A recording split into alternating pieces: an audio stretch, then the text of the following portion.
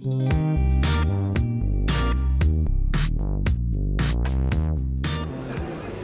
shouldn't have a material effect on Ferrovalle. We're a minority shareholder, minority interest in Ferrovalle, and Ferrovalle's primary function is to handle the switching of cargo, the origination, termination of rail cars for the Mexico City market.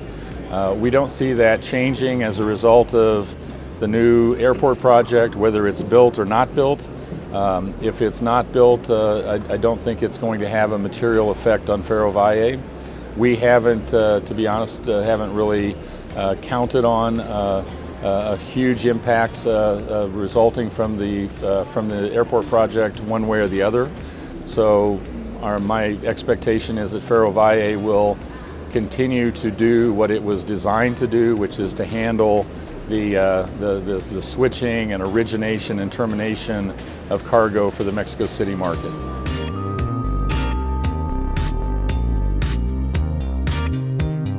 Well, I think it's very positive.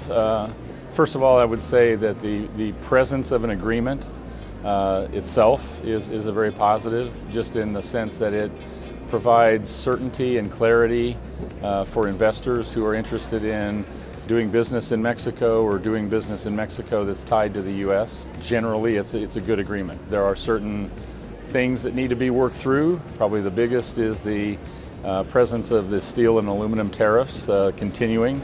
That's something that we hope and believe will be resolved as the agreement goes through the approval process in all three countries.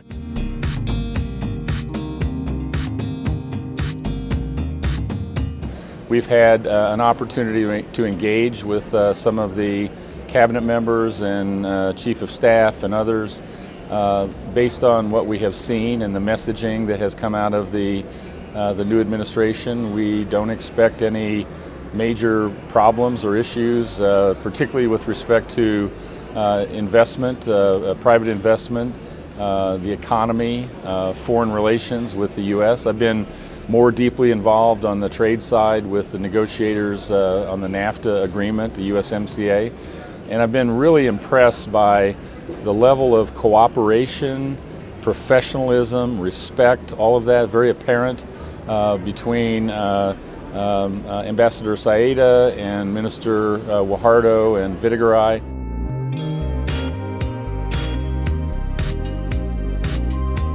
We see a lot of opportunity for growth in trade, and particularly export growth from the United States into Mexico in a couple of areas, specifically refined petroleum products as Mexican energy reform continues to play out, and then petrochemicals with all of the plastics plants that have been built or are being built in the United States, moving those products to Mexico or through Mexico to use the ports, Veracruz and Lázaro Cárdenas in our case, to get to other markets in South America and Asia.